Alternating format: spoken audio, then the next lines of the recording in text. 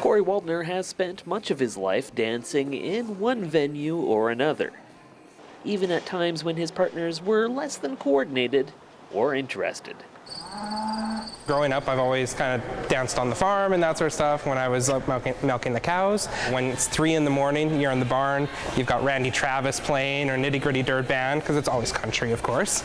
Yeah, it just kind of like trying to hit the beat as you're going down the stalls and milking the cows. But it was when he reached university he realized he could take his love of dancing out of the barn and to the next level. One of my friends who had been in university before me told me I need to do something, like join something that had absolutely nothing to do with school, nothing to do with work, something that gets me away even if it's for an hour.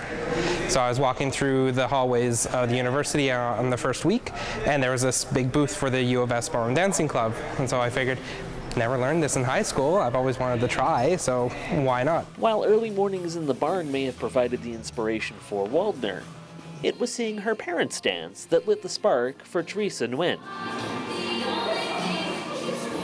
I saw them dancing at a wedding, and I thought to myself, if they can do it, I could probably try and do it as well.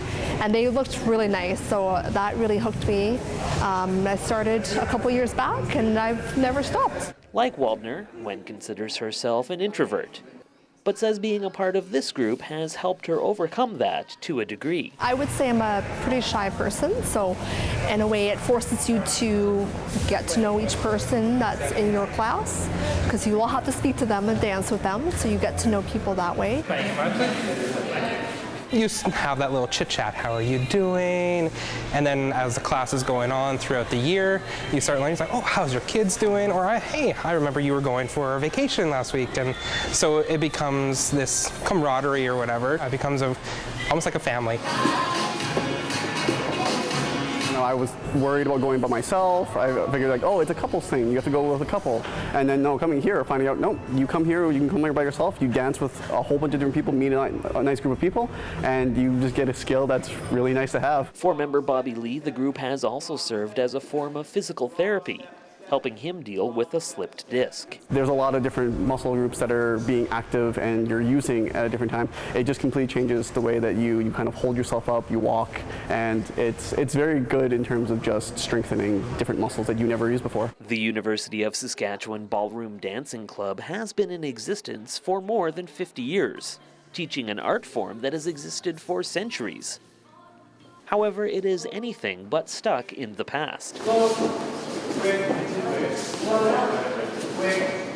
When I first started, I was a little worried, oh, nobody's gonna want to dance with another guy, and no, nothing like that.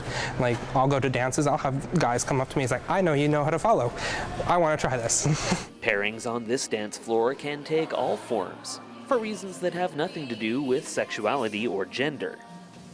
Like everything associated with the club, they simply stem from the desire to become a better dancer. I joined the class as a follow, which is typically a female's role, but the club has really kind of worked to eliminate that sort of barrier. So we have women that are joining as leads, and now we have men joining as follows, and this kind of interplay of being able to switch the lead, who's leading, that sort of stuff, really is great, and I love that aspect. Waldner and one of his female partners have even figured out a method of switching who is leading mid-dance.